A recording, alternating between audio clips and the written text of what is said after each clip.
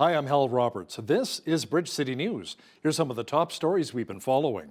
The Christian organization Samaritan's Purse has set up temporary lodging facilities in Kamloops to help those who are fleeing the Jasper wildfires.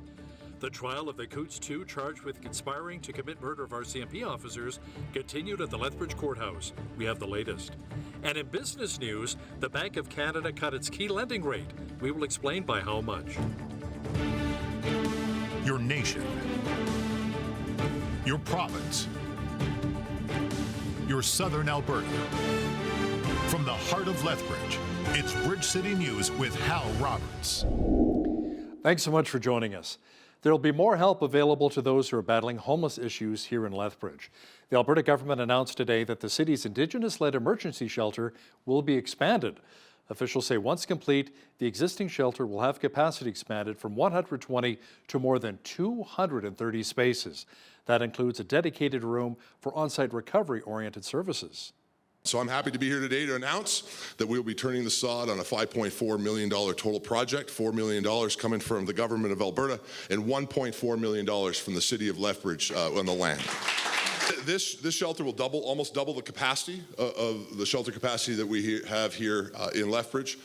It will be able to put more resources into the shelter and connect better to the other partnerships that we need inside this community to really work on this challenge together. Through the Affordable Housing Partnership Program, officials say the province invested millions of dollars to help address the homeless issues here in Lethbridge, and the city donated the land, as Minister Nixon mentioned, valued at about $1.4 million. The trial of the Coots 2 continued Wednesday as the Crown cross-examined the testimony of one of the defendants, Chris Carbert. BCN's Landon Hickok is at the Lethbridge courthouse and has more. Landon. Thanks, Hal. This is now the fourth day in a row that Chris Carbert has testified on the witness stand in the trial of Chris Carbert and Anthony Olenek. And Crown Prosecutor Stephen Johnston has wrapped up his cross-examination on Chris Carbert today. Firing back at Carbert's earlier comments referring to police officers as heroes of Western society, Johnston confronted him with more texts that he sent to friends during the border blockade, calling police officers losers and that they will pay. This is when Carbert defended his position, saying they were reactionary comments to certain actions that police officers took during the Coots border blockade. In Johnston's final suggestions to Carbert at the end of his cross-examination, he claimed that Carbert would use the Coots border blockade as a launching pad for revolution. He would be prepared for war and that he will use this opportunity to enact violence against police officers if they were to shut down the protests. All of these suggestions Chris Carbert denies. And with Johnston's cross-examination complete on Chris Carbert, it is now turned for Chris Carbert's own defense lawyer, Catherine Bayek, to ask him questions. And as we await for the defense testimonies to wrap up this week, Bridge City News will give you all the fresh updates that come in this trial, including the closing arguments and the final verdict. Hal? Thanks so much, Landon. That was BCN's Landon Hickok covering the trial of the Coots 2, joining us from the Lethbridge courthouse. A 67-year-old man from British Columbia died following a collision on Highway 3 in the Crow's Nest Pass. RCMP say the bike the man was riding on collided with an SUV. Police responded to the call around 2:30 p.m. on Tuesday afternoon. They say the motorcyclist was taken to an area hospital but later died. A funeral was held on Wednesday for the contractor killed at the McCain's Foods expansion site. 19-year-old Eli Roth was a subcontractor working for Fisher Dawson Wallace Construction when an incident occurred at the site on July the 17th. There are some reports claiming that he fell, but the full details have not yet been released. The company offered its condolences and support to the family of the man who died. Coaldale Police and Alberta Occupational Health and Safety continue to investigate the incident. According to Roth's obituary, he was known for making friends easily and having a full zest for life. He's survived by his parents, family members, and a fiancée. His funeral was held Wednesday at Parallel Church, located just outside of Lethbridge. As Bridge City News reported earlier this week, Alberta Health Services public health teams are relocating from the Lethbridge train station to the Melcor Centre. In the past, there have been some concerns at the site, including flooding, mold, and rodent infestation. The Alberta Union of Provincial Employees, which represents 200 to 300 provincial workers located at the Melcor Centre, says it is continuing to monitor health and safety at the downtown Lethbridge office building.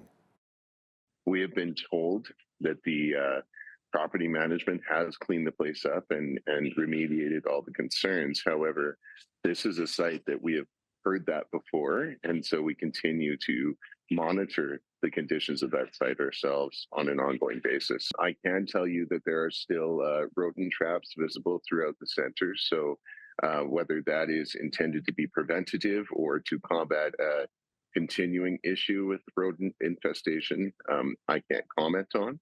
I do know, though, that there hasn't been an issue in flooding for about a year now, which is a good sign. But again, our joint OH&S worksite committees are keeping an eye on that, and also really keeping an eye on the air quality and ensuring that our workers aren't exposed to any mold or toxins in the air. Now, Bridge City News also reached out to officials at Melcor Developments, who said it had no comment on the state of the Lethbridge site. And a spokesperson for AHS says Melcor is a safe place to work. According to AHS, the move to Melcor will consolidate all public health programs into one location and provide easy access to multidisciplinary healthcare teams and resources. Well, the heat warning from Environment Canada continued for our region here in southwestern Alberta. It has been very sunny and hot. Jeanette Rocher is now with an early peek at the forecast. Jeanette, many want to know, did we actually set a heat record for Lethbridge today? Well, it looks like we did, Hal, because we hit 36 degrees today. Now, the record on this day was actually set back in 2007. It was 34.3. So with that 36, that now helps us to break that new record there. So I also want to mention that today will probably be the hottest day over the next week. So because beginning tomorrow, Thursday, it looks like temperatures are starting to get back into the 20s, albeit high 20s, but still a lot cooler than the 36 degrees that we saw today. Also an overnight low of 18 degrees, which is still quite warm, especially since the concrete soaks up the heat of the day. So hopefully you got some air conditioning, and I'll be back later in the show to give you the full 7-day update as well as the national forecast. Great. Thanks so much, Jeanette. A wildfire north of Calgary is prompting evacuations and some highway closures. An evacuation alert was issued for the area of Bighorn. Emergency officials say a reception center has been set up at Water Valley Community Hall. Water Valley is located around 60 kilometers northwest of Calgary in the MD of Mountain View County. Meanwhile, police in Sundre have put several road closures in place due to wildfires in that region. Sundre is located around 100 kilometers north of Calgary. You know, some wildfire evacuees who were trapped in traffic for hours while leaving Jasper National Park say they're feeling relieved to have found safety. Many of Jasper's 4,700 residents exited calmly despite being trapped in hot and smoky air for many hours. Evacuees were initially ordered to go to British Columbia, but were directed on Tuesday to make a U-turn and head back to Alberta as that province was dealing with its own wildfires. Since then, reception centers have been set up north of Jasper in Grand Prairie, also in Edmonton and Calgary. The Christian organization Samaritan's Purse is helping many of the evacuees fleeing the wildfires by setting up lodging facilities in the Kamloops, BC area. Now, to chat about this in more detail is Brent Davis, the Director of Canadian Ministry Projects. He joins us now from Calgary. Brent, how many evacuees are you able to help at this temporary lodging facility?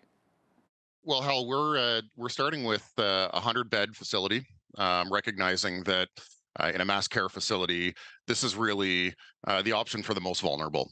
And if you can appreciate anybody who has any other option to stay with family or friends or to stay in hotels, they're going to take that option as opposed to sleeping in a group lodging facility with 99 of their closest friends. And so for us, we're starting with a 100-bed facility, but we have the capacity to be able to scale that up as we're recognizing other communities are on evacuation alert as the situation continues to change. So how long will Samaritan's Purse remain in the Kamloops area? And has there been talk maybe setting up other lodging facilities in BC, as so many are dealing with these devastating wildfires? Yeah, so we are in close conversation with the BC government. In fact, we're responding to a request from the government provincially to set up in Kamloops. And certainly as the situation changes, we saw this last year with the wildfires in the interior. The situation will often demand other locations or requiring us to even pivot from one location to another as the risk changes. So this is an initial stand-up that helps meet the needs that are currently in front of us, but we know that the season's far from over. Thanks so much for your time today, Brent. That was Brent Davis, Director of Canadian Ministry Projects with Samaritan's Purse, joining us from Calgary. The wildfires occurring in both BC and Alberta are impacting our air quality. According to the Air Quality Health Index, cities such as Calgary and Edmonton pose a high risk right now with a level of 10+. So far here in Lethbridge, our air quality index is moderate at only 4. Brian Proctor, meteorologist with Environment and Climate Change Canada, discusses this problematic situation. There's a lot of smoke that was generated by fires that were up in the extreme northern portion of the province, northern Saskatchewan, and even northeastern British Columbia, that sort of inundated much of the Canadian prairies under that stable air mass and really fumigated many, many communities. We've been a little bit more fortunate down in the extreme southern portion of Alberta, so the Lethbridge area, where we haven't seen as much smoke as some of the other communities have, but it still has been problematic at times. And so we're beginning to take a little bit of a change across northern portions of the province from a weather point of view. We've got a low pressure area that's going to come across and produce some precipitation. That's going to help to generate less fire activity, if I can put it that way, across sort of central portions and northern portions of Alberta over the next little while. According to Alberta Wildfire, there are currently 177 wildfires burning here in Alberta and 434 burning in British Columbia. The Alberta NDP have opened nominations to replace Shannon Phillips for the Lethbridge West riding. A by-election must be held by January the 1st. According to our legislative reporter, Tyler Dawson, this seat is a crucial riding for both the UCP and the NDP. The reason it's crucial is the NDP seats other than Lethbridge West are in Edmonton and Calgary. And part of what the new leader, Ned Nenshi, needs to do is sort of prove to voters, prove to Albertans, prove to his party that he can expand the party's popularity beyond Edmonton and Calgary. And Shannon Phillips has held that riding for a long time. It's been an NDP riding for a long time, but it's also almost certainly one that the UCP thinks they can flip to the UCP because, of course, Lethbridge generally otherwise has voted for Conservatives, right, along with everywhere else in small town and rural Alberta. Mr. Dawson will also have the latest of how the province is offering supports to our firefighters battling many of the wildfires. He'll share details coming up in the second half of our program. There are a number of scams circulating around the province right now, whether online or by telephone. Fraudsters are after your money and your identity. Corporal Sean Milne is with the Alberta RCMP Provincial Financial Crime Team, and he says there are a lot of telltale signs of fraud and scams.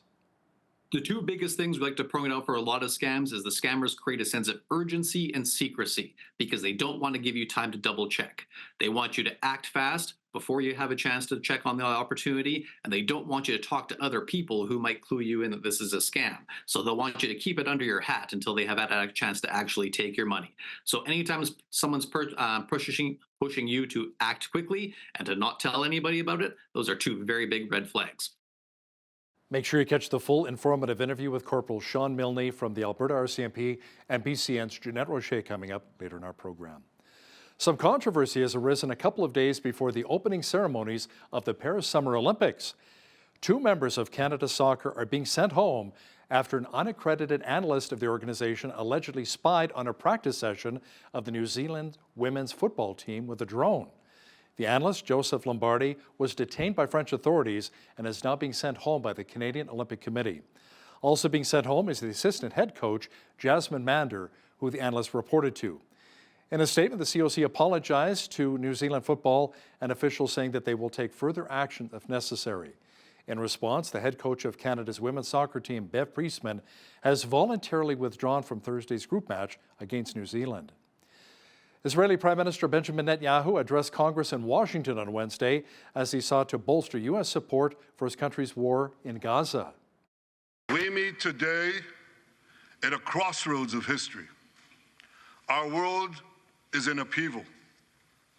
In the Middle East, Iran's axis of terror confronts America, Israel, and our Arab friends. This is not a clash of civilizations. It's a clash between barbarism and civilization.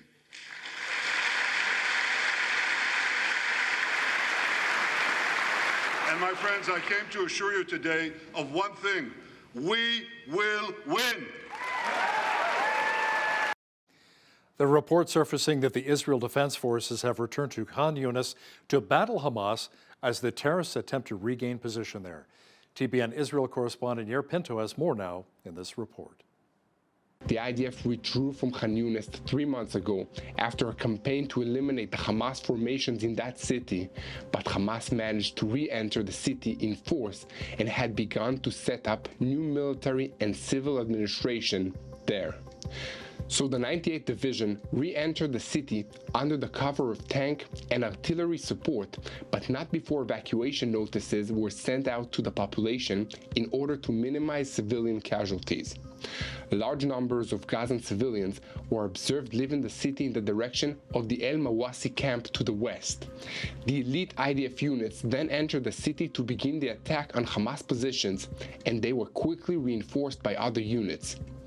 There is a plan to send larger formations into that city in the coming days to carry out this raid, which is part of Phase 3 of the fighting.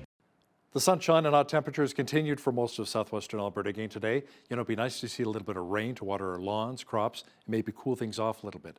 Are there some showers in the forecast for our region? Well, the full weather details coming up after the break.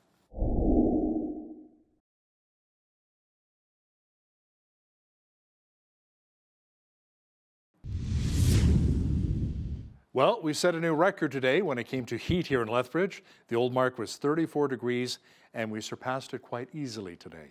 Jeanette Rocher is now with a full look at the weather forecast. Jeanette, how hot was it today in Lethbridge, and will we see any rain soon? I mean, it's been so dry and hot lately. Yeah, I agree. It really has been dry, and it's going to remain that way over the next little while. As you can see, we're seeing mainly clear skies, lots of dry weather, warm weather too.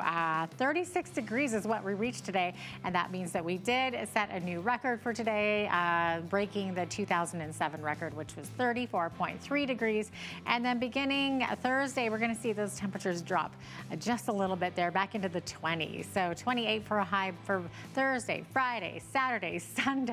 Pretty even across the board there until we jump back up into the low 30s on Monday, high of 31 degrees, and then back to 29 on Tuesday to round out that 7-day forecast. So it's going to be a hot one coming up. 26 the average high for this time of year, 11 the average low, 34 was our high temperature, like I mentioned, on this day. That happened back in 2007. And 4 degrees was our low temperature on this day, which was happening back in 1968.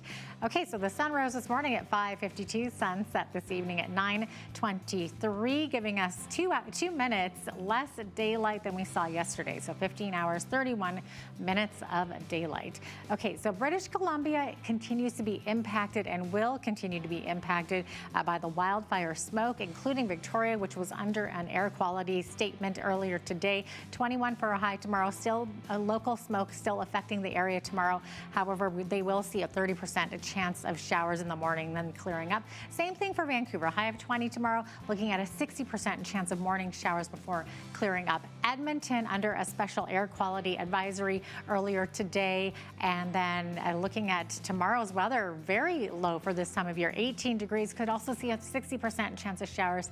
Actually, let me correct myself. That's 5 to 10 millimeters of rain expected tomorrow. Thunderstorms expected. It's Calgary that could see that 60% chance of showers tomorrow with a thunderstorm. Calgary was under a heat advisory earlier today. And then starting tomorrow, temperatures expected to drop quite significantly down to the low 20s, looking at 22 for a high there in Calgary tomorrow. Saskatchewan is still under a heat warning, looking at 31 degrees in Saskatoon and 33 for Regina tomorrow, up to 30 degrees in Winnipeg tomorrow with mainly clear skies. As we get to the central part of the country, now Toronto, over here, we're looking at a high of 24 degrees, mix of sun and cloud there. Ottawa could see some showers, 23 for a high. Montreal seeing mixed showers throughout the day, could see that thunderstorm, 22 for a high. Same thing in Fredericton. They are seeing periods of rain throughout the day. Could also see the possibility of a thunderstorm, 20 for a high there. 22 in Halifax, 26 expected in Charlottetown, and 22 in St. John's. Further inland you go, though, more like 27 degrees with clear skies, though. So there you have it. That is your forecast. The Bank of Canada cut its key lending rate by 0.25% today to 4.5%. It's the second consecutive rate cut since June. Bank of Canada Governor Tiff Macklem says inflation is getting closer to its 2% target, but warns the timing of future rate cuts will depend on the level of inflation. This decision reflects three considerations. First, monetary policy is working to ease broad price pressures. Second, with the economy in excess supply and slack in the labor market, the economy has more room to grow without creating inflationary pressures. And third, as inflation gets closer to the 2% target, the risk that inflation comes in higher than expected has to be increasingly balanced against the risk that the economy and inflation could be weaker than expected. Officials say the annual inflation rate fell back to 2.7% in June after flaring up slightly in May. Cybersecurity firm CrowdStrike is blaming last week's global IT outage on a bug in an update that allowed its systems to push bad data out to millions of computers using Microsoft Windows. The outage temporarily disrupted hospitals, airports, police services, and businesses across Canada last week. Officials at CrowdStrike say they will stagger the rollout of updates that will give customers more control over when and where they will happen. It'll also provide more details about the updates of its plans in an effort to prevent the issue from being repeated. Now, here's a look at today's markets. The TSX was down 174 points on the day to finish at 22,639. The Dow was down 504 points to 39,853. The S&P 500 was down 128 on the day to 5427, and the Nasdaq was down 654 points to 17,342. West Texas Intermediate Oil was up 52 cents to 77.48 US per barrel. Natural gas was down 14 cents to 2.10 US. Gold was up 16.65 on the day to 24.21 US an ounce, and silver was up a dime to 29.22 US an ounce. Feed wheat is at $7.81 per bushel, barley's at $5.88, canola's at $15.25, and corn is at $7.37 per bushel. Live cattle August contract was up 60 cents to $186.90. Feeder cattle August contract was down $1.63 to $257.13, and lean hogs August contract was up 13 cents to $93.78. The Canadian dollar was even over the past 24 hours at 72.40 US.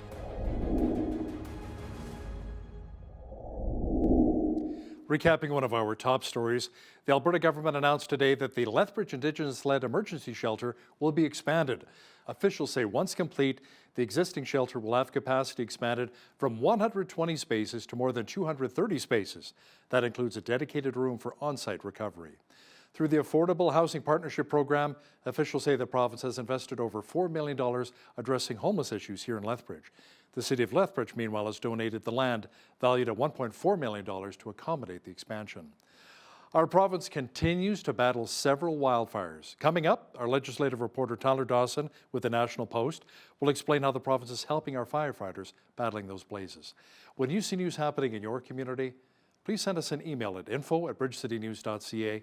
Also, be sure to visit our website anytime to check out a number of stories and interviews. Here's today's Bridge City News Community Calendar. Come and enjoy the 15th season of the Lethbridge Shakespeare Performance Society's Summer Stage as they proudly present William Shakespeare's Twelfth Night. This comedic play revolves around mistaken identities, love triangles, and hilarious predicaments. Performances are free to attend, and donations are gratefully accepted. For locations and showtimes, visit Lethbridge Shakespeare Performance Society's Facebook page. Lethbridge Sport Council's Outdoor Roving Gyms program takes place Tuesdays and Thursdays from 10 to 11 a.m. at rotating locations. This program is for kids ages 5 and under and their caregivers. Come and enjoy an hour of fun and get active. Pre-registration is required to attend. For locations and to register, visit lethbridgesportcouncil.ca/roving gyms. And that's today's Bridge City News Community Calendar.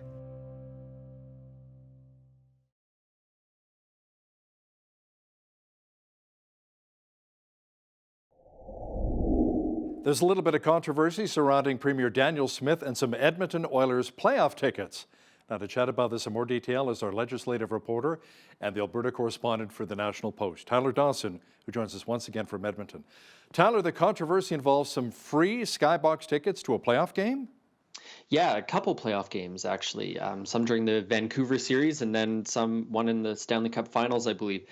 So this sort of originated with a newspaper story that said that Smith had accepted tickets to these events, and sort of most controversially, reports have said that she was in the skybox of the head of the company that was involved in the import of that Turkish children's pain medication, about a year and a half ago or so, sort of at the end of the pandemic there. Danielle Smith seems to have denied that she was actually in the skybox of that particular fellow. And what she says is that she was in a skybox provided by the Edmonton Oilers for one game, and another game was a Explore Edmonton gift to bring her there. But of course, Albertans have always been kind of sensitive about allegations of, gift impropriety or politicians benefiting from their, status as politicians. We can think back to the case of Jason Kenney and his cabinet having drinks on the patio of the Sky Palace. We can think of Alison Redford building the Sky Palace. Totally different scales, obviously, but this has always been sort of a thing that doesn't really sit all that well with Albertans. And in this case, it's not just sitting super well with progressive Albertans who are, looking at their sort of ideological opponents. It's also seems to have riled up some of the folks within conservative ranks who are, a bit concerned, shall we say, about the premier and her staff and things like that, hanging out with, members of the quote unquote elite and, sort of the movers and shakers. So that, there's some questions of access, whether there's improper access, whether this is just a normal part of the premier's duties. I think to some extent a premier might be expected to show up to a Stanley Cup Finals game if an Edmonton or Calgary team, the Edmonton or the Calgary team, I suppose, it's not like there's more than one, we're playing in those games. So bit of a normal controversy in a lot of ways, and I think has maybe gotten a bit more attention just because it is sort of the middle of summer and there isn't a whole heck of a lot else going on, but certainly enough to cause a bit of trouble for Smith and her team in the last week and a half or so.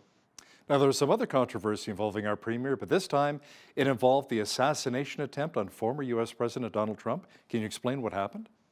Yeah, so shortly after President Trump was shot at his rally, Danielle Smith was sort of asked about it, and she basically went on this little speech about the heated rhetoric, increasing rhetoric towards politicians. And she said that she felt like the progressive left needed to tone down some of its language. And sort of in particular, she talked about how she's been called dangerous, for example, and things like that. And so not that she was alone in making these statements at that particular time. There's been, I think, a sort of rolling conversation in Canada and the United States about the extent to which political rhetoric has heated up to a point where there might be violence against politicians or threats of violence and things like that. But what sort of got Smith in a bit of trouble, shall we say, is that she's made pretty much exactly the same kind of comments. She's referred to Federal Environment Minister Stephen Guilbeault as dangerous on a few occasions, things like that. So, there's a little bit of, if it's good for the goose, it's good for the gander, or if it's bad for the goose, it's bad for the gander. A little bit of the whiff of hypocrisy seems to sort of be what people are sensing in those comments, even if they sort of fundamentally agree with Danielle Smith. And so it's an interesting situation because I think it's a line that every politician needs to walk at some time or another. At some time or another, they're going to, be tempted by overheated rhetoric, the risk of saying something they don't want to say in a live interview or in a press conference or a scrum or something like that. But again, this was maybe a little bit of a summer controversy. Would this have gotten the attention it did, if the legislature was still in session and there was all sorts of stuff happening? But certainly caught the eye of some columnists and some commentators who were sort of quick to point out that Smith is perhaps not as pure as the virgin snow on this particular topic as well. Tyler, the Alberta NDP opened nominations to replace Shannon Phillips for Lethbridge West. That's my riding here. Now, this is a crucial seat for both the NDP and the UCP, and a by-election must be held by what, January the 1st? Yeah, so we don't have a by-election date yet, and as you said, nominations just opened up for this. Shannon Phillips, of course, well, 3 terms, I think, in the legislature, and she retired at the end of June. I think July 1st maybe was her official final day. So the NDP's opened up nominations. So I'm sure in the next couple weeks, couple months, we'll start to see some of the candidates who want to take on running for that spot. The UCP, of course, will also have to select a candidate to run in that by-election. Now, the reason it's crucial is the NDP seats other than Lethbridge West are in Edmonton and Calgary. And part of what the new leader, Naheed Nenshi, needs to do is sort of prove to voters, prove to Albertans, prove to his party that he can expand the party's popularity beyond Edmonton and Calgary. And Shannon Phillips has held that riding for a long time. It's been an NDP riding for a long time, but it's also almost certainly one that the UCP thinks they can flip to the UCP because, of course, Lethbridge generally otherwise has voted for Conservatives, right, along with everywhere else in small town and rural Alberta. So both parties have a little bit at stake here in terms of proving that they can win outside of Edmonton and Calgary, or proving that they can flip a seat or something like that. So, reporters and journalists love to talk about by-elections as sort of bellwether ridings and portents about the future and all of that, and it gets a little bit overwrought sometimes. But I do think this is one of those cases where we will sort of see what really is happening on the ground, separate from some of the polling in terms of the popularity of both Danielle Smith and Naheed Nenshi. It's interesting. I've lived here in this beautiful city now for 7 years, and it's really split down the middle, Tyler. It's interesting with the left and the right, the progressives and the conservatives. And some people almost refer to it like the Austin of Texas. All of Texas is Republican, but Austin is more Democrat. And you kind of see a little bit of that here in Lethbridge as well, but you do see more of a split. It's an interesting dynamic that we have here. Now, Tyler, with the rapid growth of enrollment here in Alberta schools, teachers and parents are kind of worried about class sizes. Now, this week, the province announced $215 million to help try and tackle the issue. Yeah, so this is on top of the sort of further couple billion that was put towards education in the budget earlier this year. But 125 million of that is going to sort of operational funding for school districts, schools around the province. And about another 90 million of it, I believe, is going specifically to Edmonton, Calgary, and Airdrie, which are sort of the 3 locations where school boards have seen the most dramatic enrollment. I believe there's some schools in Calgary that are operating at over 100% capacity right now. Well, not right now because it's summer break, but at the end of the last school year, we're at over 100% capacity. So there's very clearly a need for some more space and some more staffing as well. So part of that money is going to go towards modular classrooms, what we used to call portables back in the day, just so there's more space for students to sit in during classroom time. And other portions of that money are for operational funding. So that could be new teachers, that could be new educational assistants. So staffing, basically any other operational issues that come up.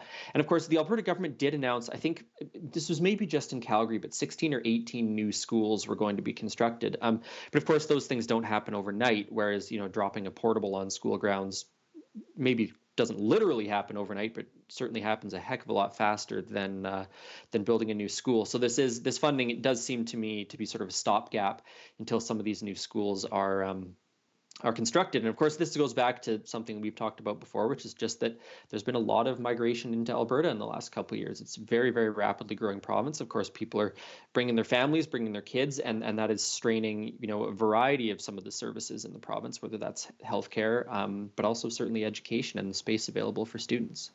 We have a lot to offer. This is one of my favorite provinces, absolutely. Now, Tyler, our province is also dealing with over 100 wildfires right now. The town of Jasper, along with Jasper National Park, have been evacuated. What kinds of supports is the province providing to help battle the blazes? And are we bringing in maybe other firefighter help from other provinces?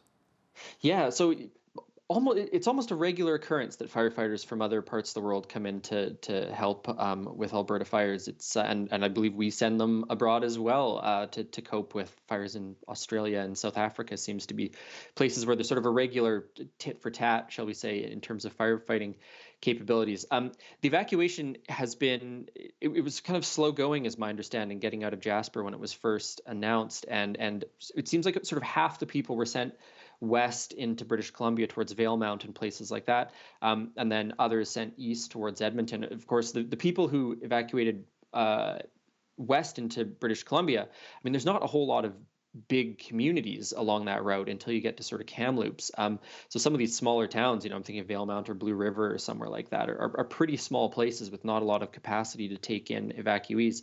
But certainly people who are getting to Edmonton have a lot more options, whether that's friends or family or reception centers, things like that.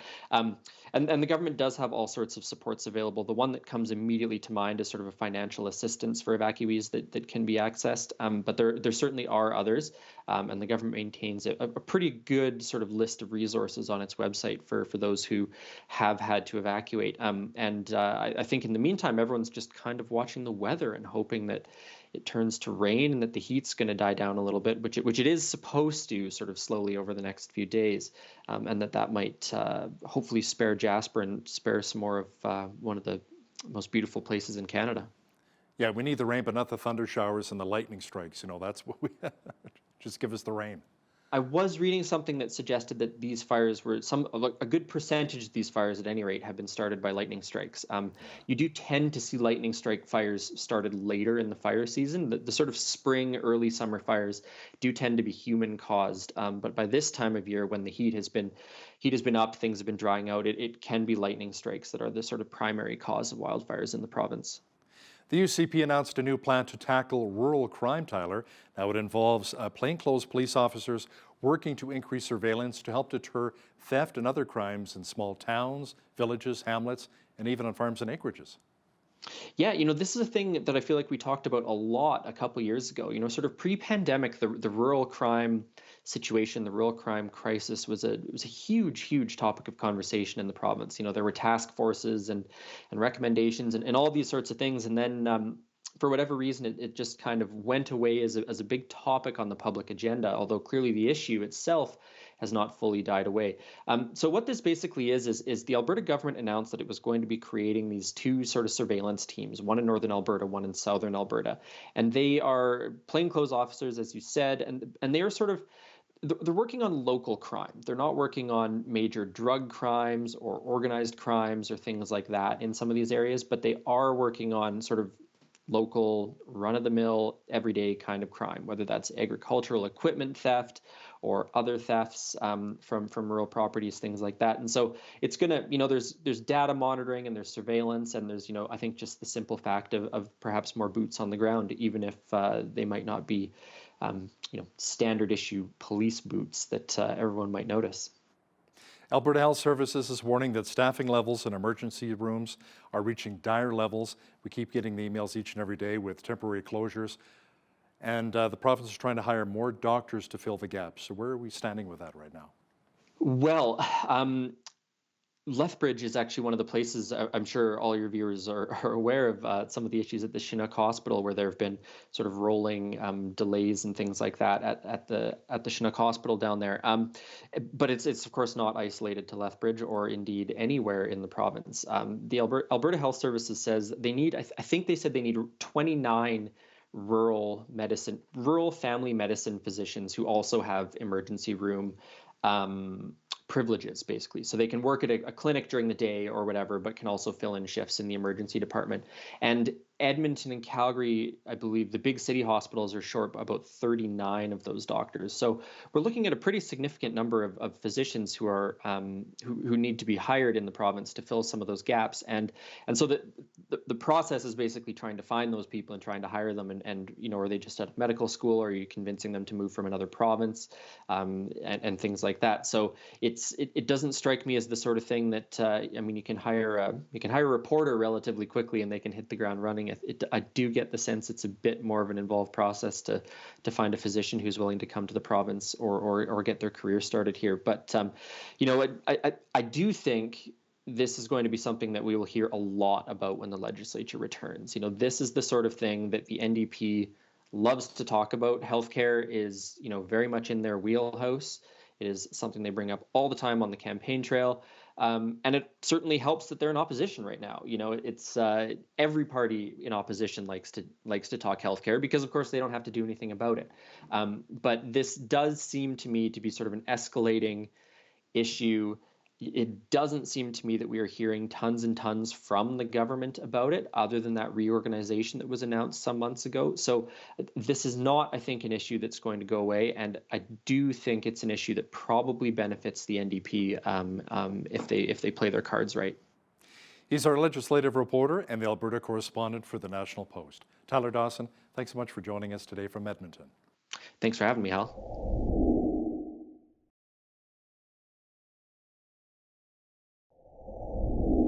Well, every year, Canadians lose millions of dollars to scammers. But why and how does this happen? And what can we do to avoid getting caught in a scam? Well, joining me to discuss this further is Corporal Sean Milne, who is part of the RCMP Alberta Provincial Financial Crime Team. Welcome to Bridge City News, Sean. Great to have you on today. Oh, thank you. Good to be here. Awesome. Okay, so Sean, how bad is this situation right now? Are fraud scams on the rise? Because it really seems like they are. Fraud scams, at least in how they're reported, do rise year after year.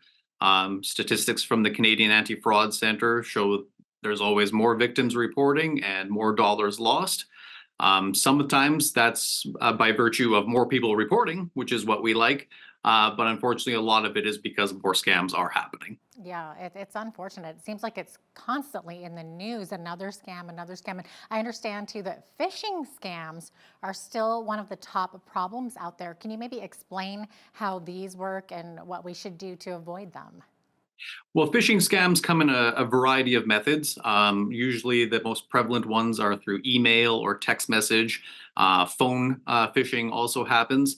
Typically, in phishing cases, what they're looking to do is to either solicit personal information from you that they can then go and use in a later scam, or if they have access to technology or your devices through the phish, like if they send you an email or a text, they'll want to direct you to a website they control, where they get you to input your personal information or download an attachment that will install malware on your computer, which will allow them to either harvest your information or put something like ransomware on there that will result in further loss. Oh, it's so unfortunate. Now, we have a fairly significant senior population in the Lethbridge area. So are seniors at a higher risk? To some scams, to a certain extent, yes. The scammers don't necessarily discriminate on age. They'll take, unfortunately, anybody. But seniors do often tend to be home more often. They often have more disposable income that they can unfortunately lose if they fall prey to a scam. And sometimes they're not necessarily as up to date on what kind of scams are out there. So that does often, unfortunately, make them an easier target. Yeah, true. Now, are there any particular scams that are aimed at older individuals? Emergency scams are something that often are pointed more towards the senior community. They're more commonly known as the grandparent scam, where the scammers will contact the victim and posing as a family member or a family friend who's in some sort of legal or other emergency. And they need that person's help right away, usually in the form of some sort of money that they'll either get the target to send to them, or the more recent trend we see a lot of is the scammers will actually arrange for someone to come pick up the cash from the target.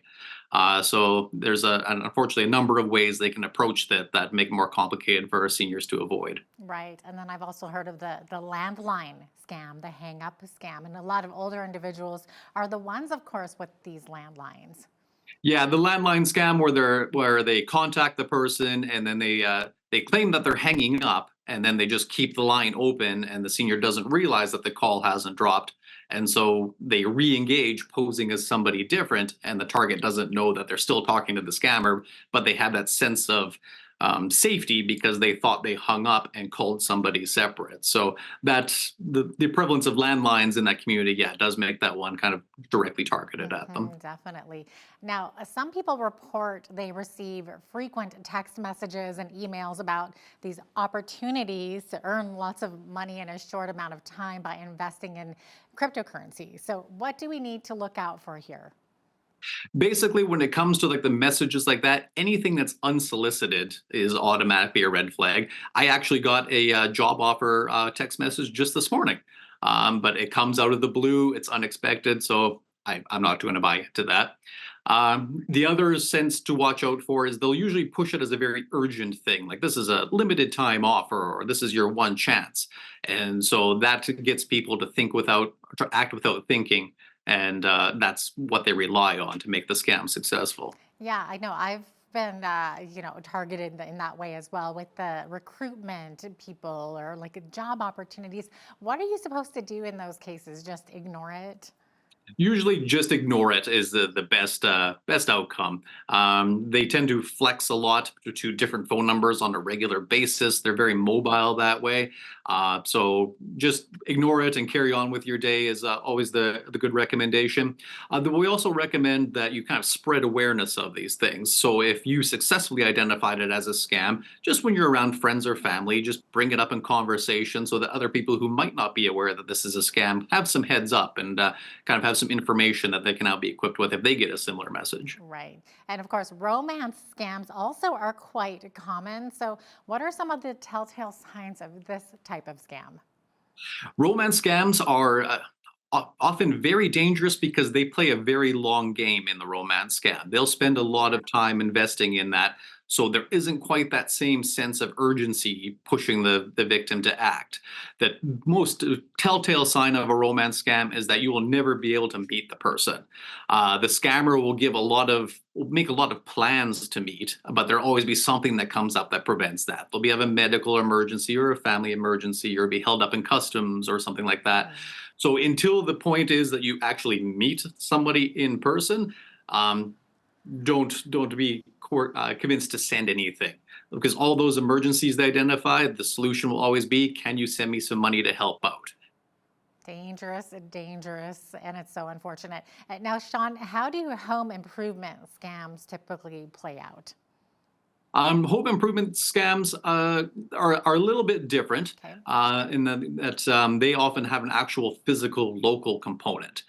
So in those cases, there's actually someone who comes to the house and they're usually selling something like water purification equipment or air duct cleaning or something that would be useful for a homeowner. And then what happens is that they will engage in a transaction that has a lot of fine print to it. So if you're getting yourself a water softener or a water purifier equipment, they will often sell it as this was a low cost solution to help your house. But the fine print actually shows, for example, that the person may in fact be renting the equipment for an extended period of time for far more than it would actually cost to buy it outright. And once the person is locked into that contract, it can be difficult for them to get out. So there's a lot of pressure to act on those. They exert a lot of pressure on the homeowner, and then the devil's in the details for the fine print and reading into it and knowing that if anybody's going door to door selling anything in Alberta, they need to be licensed to do that, both by the province and normally by the municipality. So if anybody is coming door to door selling, check that licensing right away. Don't be pressured into acting on anything promptly. Take time, do some research, check it out before you sign on the dotted line. So these are actually people coming to your door that you're meeting and interacting with in person. In most cases, yes. Yeah, and so some time ago, the Alberta government actually made it illegal to sell door-to-door energy solutions, like energy efficiency appliances or things like that. So the scammers diverted to other products that aren't technically in that area. So that's where you get the water equipment and things like that. Mm-hmm. Now, what about people like calling you on your phone, on your cell phone, and say pretending to be a phone company or something like that? Has that been on the rise as well lately? Yes, that's also a very prevalent one. Scammers call posing as a phone company. They'll always have a very good deal to offer. And a lot of what they are aiming for in those scams is when you sign up for a phone contract, you provide a lot of personal information. And so they solicit that personal information from the victim as part of the call. They'll get their name, their address, their date of birth, often some credit information because they'll claim they need to run a credit check. But the information they're harvesting there then allows them to commit identity theft later on. Right. Is there anything, if you have this person on the phone, is there anything you can do or say to them to kind of like trick trip them up or like catch them in it, or is it best to just disengage and call police, or what should we be doing? Typically, it's best to disengage. Yeah. If some people, as a hobby, do like to kind of play along with the scammers just to waste their time, but generally the advice is always to disengage. And if you have a suspicion that maybe it was a legitimate call, you can always call that company back later and confirm the fact. And the fact is, a real representative, if they are calling you to make a sales pitch, will understand people's concerns, and they'll be okay with you hanging up and calling back because they get that a lot. A scammer won't want you to hang up. A scammer will try to keep you on the line. So yeah, hang up and call them back on a number that you find. Don't call them back on a number that they supply, because that'll be a number they control. But find the number your own way and then contact them. Really good advice there. Thank you for that, Sean. Now, of course, we are in the middle of tax season, so fraudsters often try to impersonate the Canada Revenue Agency. So what kinds of tactics are they using? They will. Taxes have a kind of a twofold tactic for the scammers. The first is to impersonate Canada Revenue Agency, and that becomes the kind of pressure scams where they'll call and say, "Oh, you have an outstanding tax bill, and if you don't take care of it right away, there's going to be some sort of consequence." And so they create that sense of urgency in the victim, and that's what makes the victim act without thinking. And so then they'll either solicit personal information or get the person to send a payment for their overdue taxes. And they'll often get them to send it in a method that is difficult to trace. So they'll ask the person to pay by gift cards or by cryptocurrency. And those aren't ways that Canada Revenue Agency accepts payment. The other tax angle they like to play is when they put out those phishing scams, they'll say, "Oh, you have a tax return waiting for you that you maybe didn't know of or expect. All you have to do is log into this webpage to collect your tax refund," and they're stealing your personal information in the process. Oh my goodness, scary. Okay, so Sean, if an individual has discovered that they have been scammed, do they report it? Who do they call? What should they do? We always ask that people report it to police. We can't try to solve a crime if nobody tells us about the crime. Though on that note, we also don't mind people calling to check things out either. We're also happy to prevent a crime. So if someone is in a situation where they think it might be a scam, by all means, call your local police and ask them about some information on it. We can supply a lot of that.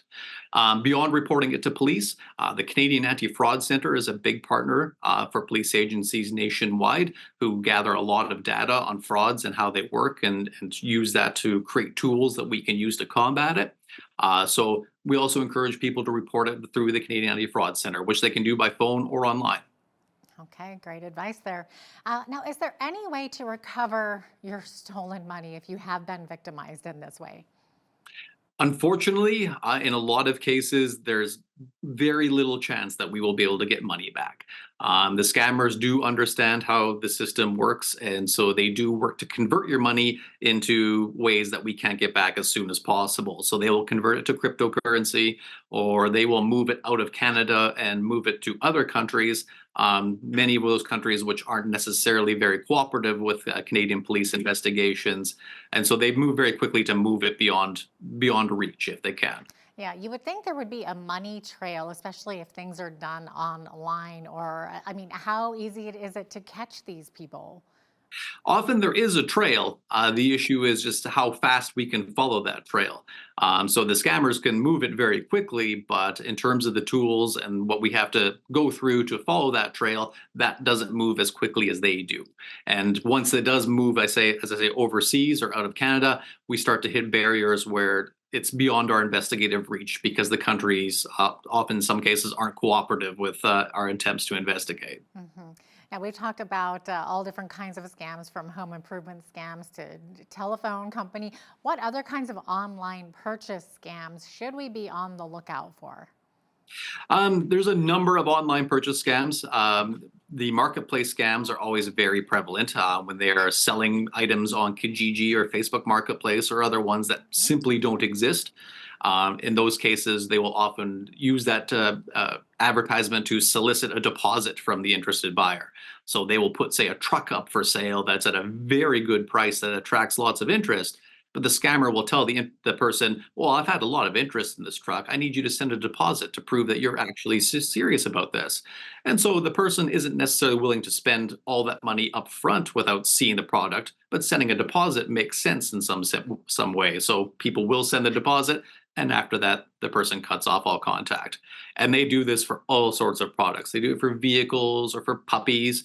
We've had numerous media releases about hay sales where they're targeting farmers with hay that doesn't exist. I've seen them advertising air conditioners during a heat wave because they know people are desperate to find some. So they keep on top of the trends and they build their tactics accordingly. Smart criminals. Hopefully not too smart for you guys, though. We do catch our fair share, yes. Yeah. What about Ponzi or pyramid schemes? I mean, that's been going on for decades, it seems. So is there any way to recognize these? For Ponzi pyramid schemes, they're often operating as an investment situation, where it's an investment opportunity that doesn't really exist out in the wider world. It's a very, very limited opportunity, very special knowledge. But if you get in now, you can make a lot of money. Any sort of investment that a person is contemplating making, they need to do a lot of research. But the best direction we can point people in that case is to the Alberta Securities Commission.